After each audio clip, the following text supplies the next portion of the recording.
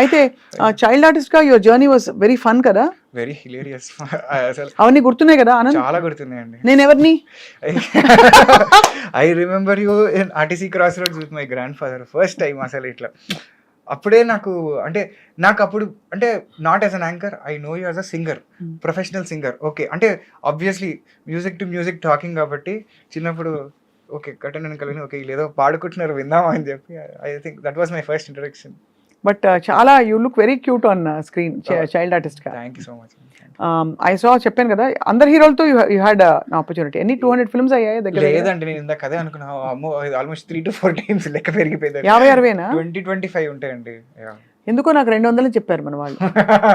ఒక జీరో ఒకటి extra flat అంటే అప్పుడు అనుకున్నా నాకు నేను సరిపెట్టుకునేది ఏంటంటే అన్ని సినిమాలు నేను చూడను కదా. అదే లేకపోతే వాళ్ళేమో ఆ 200 పాతిక సినిమాల్ని మేబీ 10 సార్లు ఒక్కొక్క సినిమా చూసారేమో, మేబీ అలా 200 ఏంటి. అంటే సెట్ మ్యాక్స్ లో సూర్యవంశం ఒకటి చూసింటేనే దాంట్లో ఒక 100 ఎగిరిపోయి ఉంటాయి.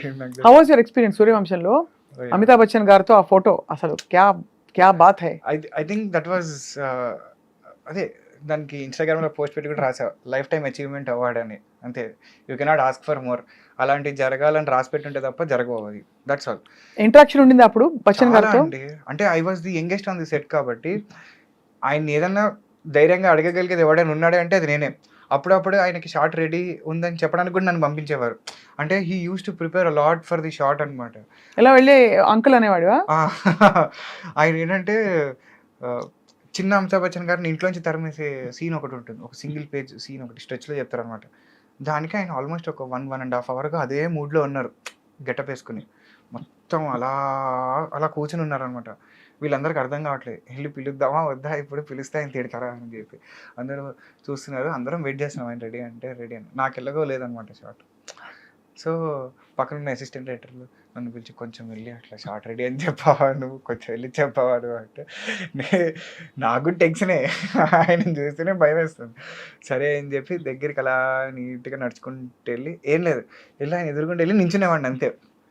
ఆయన చూసి అప్పుడు రిలీజ్ అయ్యేటాడు, ఓహో మనము షూటింగ్లో ఉన్నాం కదా అని చెప్పి పక్కకు చూసుకుంటే సార్ షార్ట్ రెడీ అంటే ఓకే అని చెప్పి లేచి వచ్చాను. అప్పుడు ఎన్నేళ్ళు నీకు? నేను I was in 3rd class అండి, 3rd class. అంటే సో హిందీ వచ్చి అప్పుడు అస్సలు రాదు, అక్షరం మరి ఆ అంకుల్తో ఏం మాట్లాడేవాడి? Only communication. నాకు వచ్చిన అత్యవసర ఇంగ్లీష్ తోటే కమ్యూనికేషన్. అప్పుడు uncle my name Anand, uncle this, uncle that అని ఏదో వచ్చిన లిటిల్ బిట్ ఇంగ్లీష్ తోటి మేనేజ్ చేయడమే అంతే, వేరే లాంగ్వేజ్ ఏం లేదు.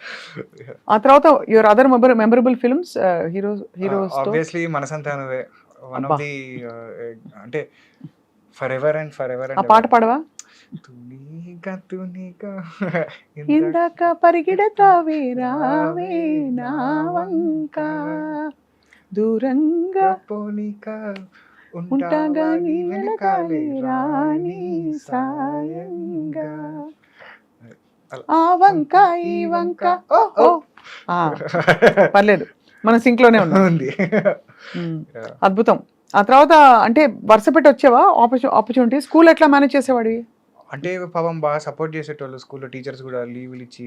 తర్వాత నేను మా ఫ్రెండ్స్ వాళ్ళు నా కోసం 2 notes రాసుకునేవాళ్ళు ప్యారలల్గా.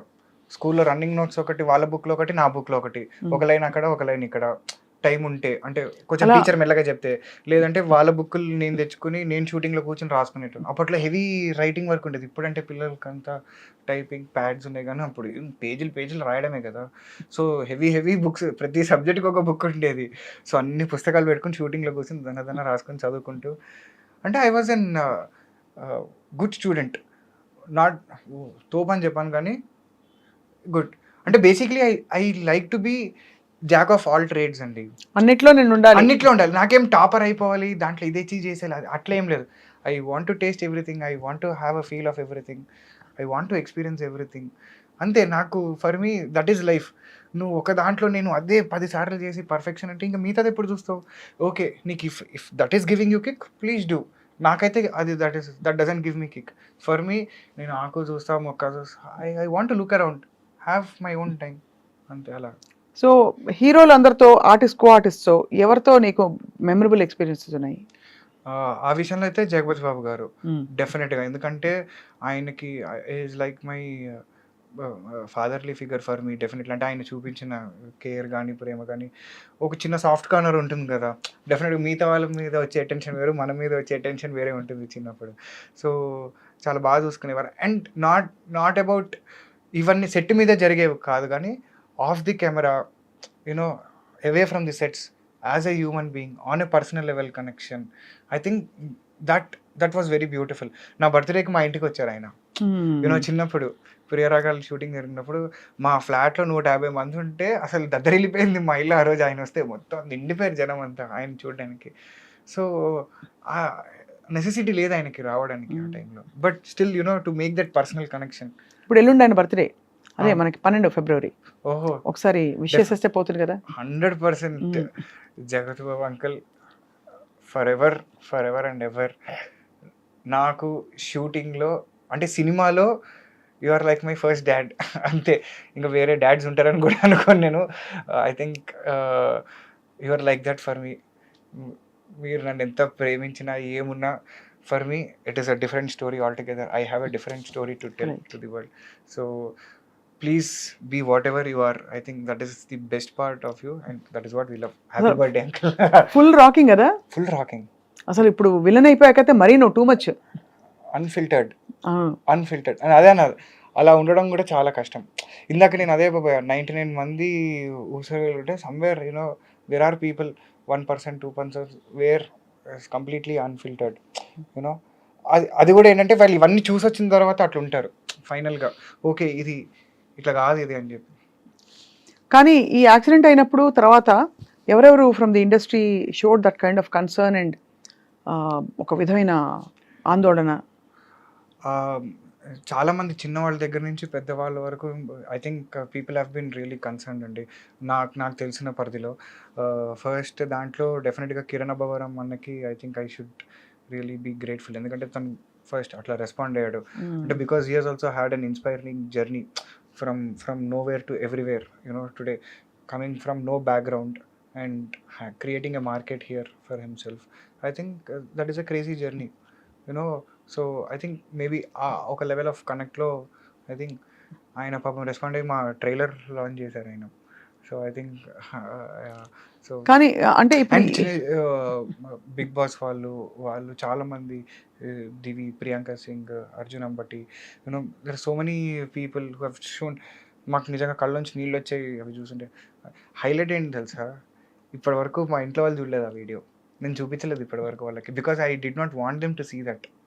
అరే వాళ్ళ అనవసరంగా చూసి తట్టుకోలేరనే ఇన్ని రోజులు నేను I have never talk to them about it or I have never showed them this footage. They have not seen those images, nothing అనమాట. ఫస్ట్ టైం జనంతో పాటు వాళ్ళు చూస్తున్నారు. ఎందుకంటే I don't want them to see that angle of my.